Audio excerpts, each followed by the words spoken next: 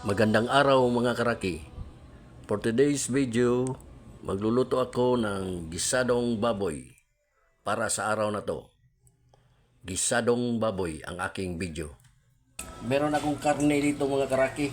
Ito, nakapreparar na ito, nakahiwa na ito. Ang hiwa nito palapad to, palapad. Yan. Lulutuin ko to ng gisado. Ang pangalan ng putahe na lulutuin ko, gisadong baboy. Ito, naka lapad na ang hiwa. Oh, ganyan ang hiwa niyan. Pati yung mga sangkap niya, yung patatas at saka carrots, palapad din ang hiwa.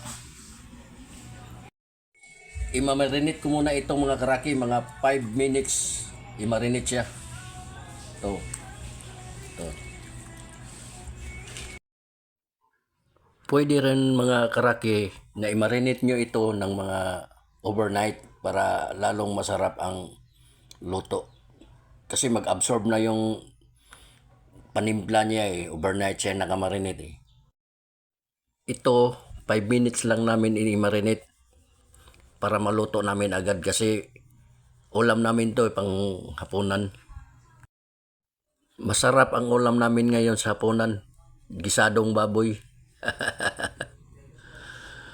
Habang nakamarinate siya mga karaki, mag-umpisa na rin ako magbalat ng mga patatas, carrots. I-prepare ko na lahat-lahat para nakahanda na siya lulutuin mga karaki.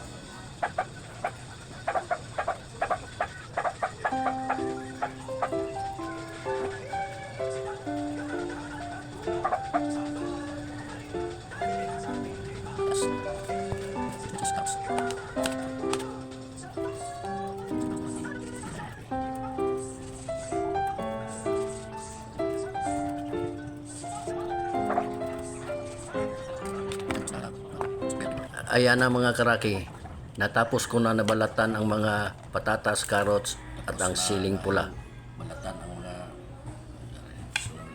Ang paghiwa naman ng patatas, carrots at saka siling pula, palapad din mga karaki, katulad ng hiwa ng karne.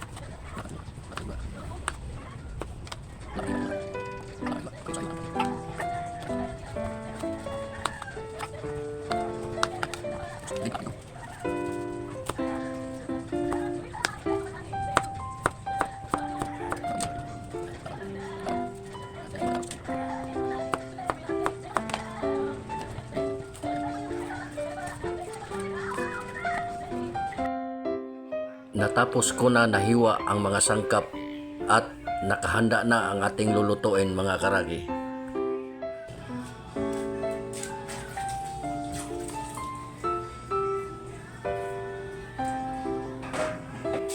Magluto na tayo mga karagi. Tika.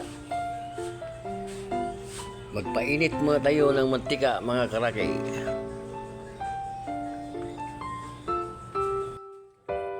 Maggisa na tayo ng mga ricados mga karaki. Bawang,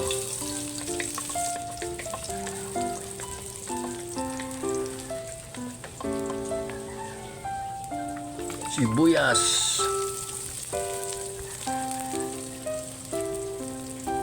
kamatis,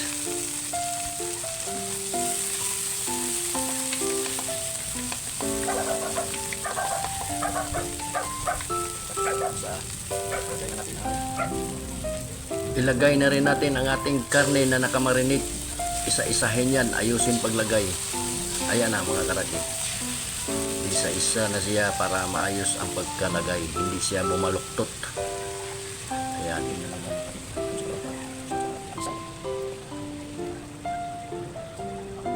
At pagkatapos, takpan muna natin. Hintayin muna natin na kumukulo na siya at tubigas na ang karne para mabaliktad natin ang karne.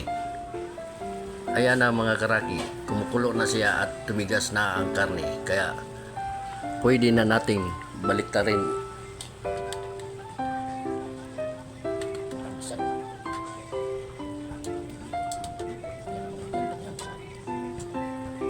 Pagkatapos nabaliktad mga kalaki, takpan muna natin uli.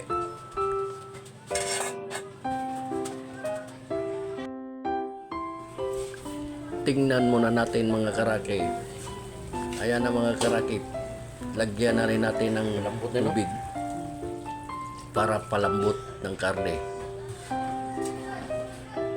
Hintayin na lang natin na lumambot na ang karne mga karaki. Pagkatapos ng mga 15 minutes, tingnan muna natin kung malambot na ba ang karne mga karaki.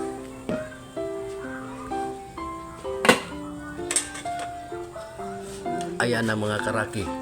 Malambot na ang karne mga karaki.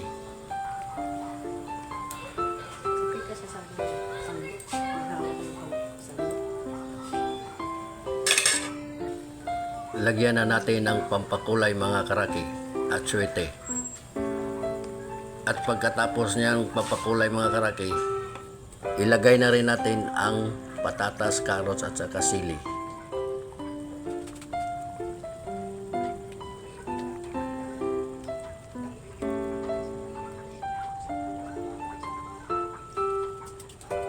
Ayan na mga karaki, nailagay na natin ang carrots, patatas at saka sili. Hintayin na lang natin na lumambot para maluto na ang ating gisadong baboy. Ito na mga karaki, luto na ang ating gisadong baboy.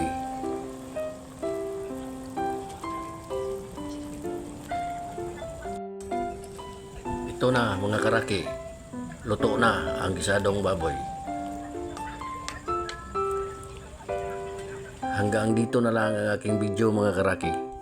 Maraming salamat, ingat kayong lahat at God bless. Bye-bye.